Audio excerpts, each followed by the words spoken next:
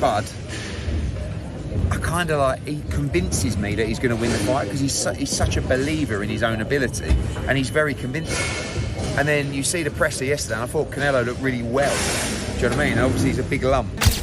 Crawford to win this fight. Why is that? What changed? Because I know Crawford, he's got the heart, he's got the speed, the skills, and he's gonna go out there. I was thinking he put up a good first 6 rounds, but then Canelo will start picking it up. But now I think Crawford will go for I think Crawford will get. I'm picking Crawford to win now. I'm going with Terence Crawford. You know, big weight jump, dangerous fight, but somebody's got to prove to me that they can break Terence Crawford's will and that he can't figure it out against you. You know, it ain't no disrespect to Canelo, but I've said this the last couple of years. I've not been against Terence Crawford with nobody else. You got to show me that you can beat him. The looming showdown between Canelo Alvarez and Terence Crawford has become one of the most hotly debated fights in modern boxing history, stirring passionate reactions from fighters, analysts, trainers, and fans alike. What makes this fight so captivating is not only the clash of 2 generational talents, but also the sharp divide in predictions over whether size and experience or skill and adaptability will ultimately prevail. Other analysts, such as Tim Bradley, see the matchup as a clear opportunity for Crawford to prove his superiority. Bradley went as far as to declare Crawford's skill level comparable to the all-time greats, praising his power, timing, speed, and versatility. If Canelo is on that, he ain't beat no Terence Crawford. You heard it here first. Plus, I look at the performances of Canelo. I look at his last performances. I mean, they've been all right, you know. They ain't been like, you know, wow, you know, blew me away. So I'm not really worried about all of that. And the same thing goes with Crawford. I know he's with Snack, and I know some news came out this week and all of that, but I personally believe that Snack is clean. I think it's a conflict of interest, the fact that, hey, he knows how to beat the system, quote unquote, Victor Conte, but at the same time, I think Snack, you got products going around the world, this and that. I mean, all these athletes are testing. They're not testing anything or positive by using Snack at all. So I think they're safe. There's no doubt about it. So with that being said, I'm not worried about that. As long as they testing, I'm good. Canelo is so predictable, dude. You know a hook is coming. You know when the right hand is coming. You know he's going down to the body. He gives it away. There's a tail with him. There really is. And it's usually off the high guard. He comes in, he marches forward, then boom. Crawford's going to be able to see all of that. He's too knowledgeable inside the ring. His IQ is too high. If he can avoid the shots, avoid the big bum, and not get knocked out, he can outbox Canelo. It doesn't matter. He don't have to knock him out. He can outbox him, outpoint him. So that's my opinion, bro. That's what. Stephen A. Smith, known for his outspoken takes, sided with Crawford, but emphasized that his path to victory would come through outpointing Alvarez rather than overpowering him. Smith predicted that Crawford's speed, movement, jab, and ability to switch stances would give Canelo problems throughout 12 rounds, ultimately earning him a decision win-win. My initial reaction would be to say that I think that Crawford would be the superior boxer, as great as Canelo is, as seasoned as he is, with 65 fights, if I recall, on his record. I think boxing-wise, he's going to give Canelo fits. I don't believe he can hurt Canelo. I just believe that Crawford hasn't been in the ring with anybody this powerful. Again, Crawford is the superior boxer. But if he can't hurt Canelo, you can't keep him off of him. He says it's a legacy fight. He believes he can do the same, and he wants to do the same against a fighter the caliber of Canelo Alvarez, which is why we haven't really seen him in the ring against anybody else. Unfortunately, that's the business of boxing. He's a victim of it, not a villain. You got a love for boxing. Yes, love Who boxing. gonna win the fight, man? That's coming up, the biggest Crawford. fight in boxing. Crawford. Huh? Crawford. I'm not hesitating. Crawford. I'm not even hesitating. Crawford. You gonna stand on that all the way to September 13th? I love Canelo.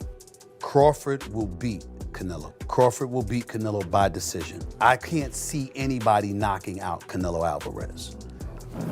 But I do believe that if you can box and you can move, that you can beat Canelo. You can outpoint him. That's right. When I think about Canelo, one of the things that I don't like about Canelo, despite his greatness, and a neck as wide as Broadway, for crying out loud. Right. It's like almost every shot has to be a power shot. It's a power shot, yeah. That's not beating Crawford.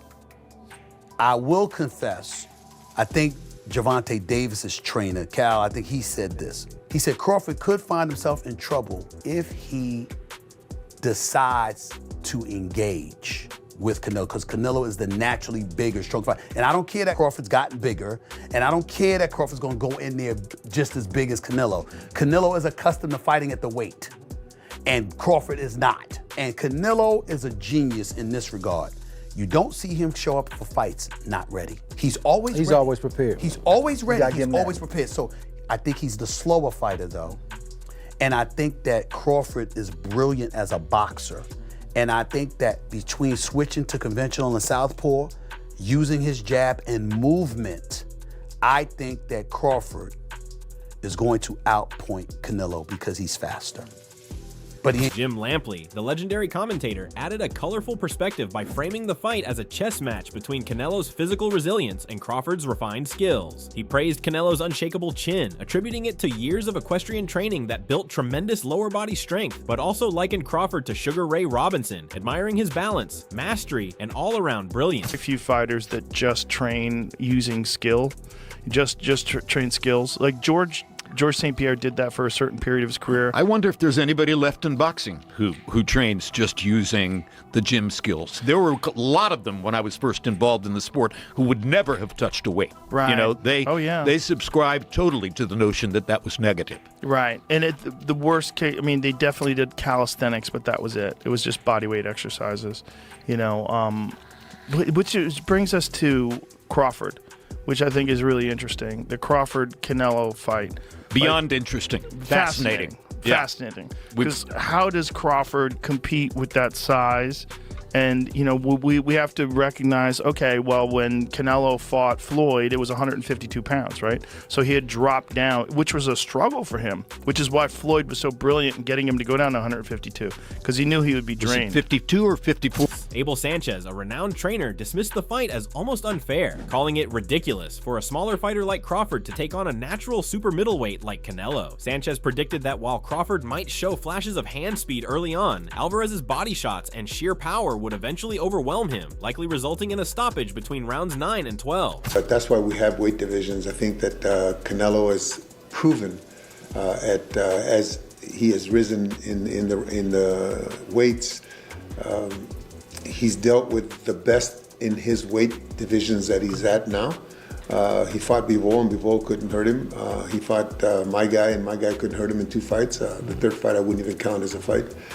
But to have a guy come up from 140 pounds in such a short period of time, I'm not saying he couldn't have done it. If he'd have taken 3 or 4 years like Canelo did and built up his, not only his strength, but his bulk in the correct way, he would have had a better chance. But to do it in these 14, 15 months that he's done it in, it's going to be difficult for him. I think that it's a tough fight at the first 3 or 4 rounds because of his speed, just like when we took... David Benavidez, an undefeated light heavyweight, gave a balanced perspective. He acknowledged Crawford's exceptional IQ and adaptability, calling him one of the greats, but also emphasized that the leap to 168 pounds is not trivial. According to Benavidez, Crawford's strength at 147 was impressive, but at 168, the physicality is entirely different, and Alvarez has years of experience fighting naturally bigger men. Terence Crawford, does he have an opportunity to beat Canelo? I think if anybody has a chance to beat Canelo, I think it's Terence Crawford. His IQ is on another level. He's a great fighter, and he's strong. It's just that it's a lot of weight. I wouldn't be surprised if Terence Crawford wins. Wouldn't be surprised if he loses either. Terence Crawford, when he went up against the best opposition, like Earl Spence, he showed what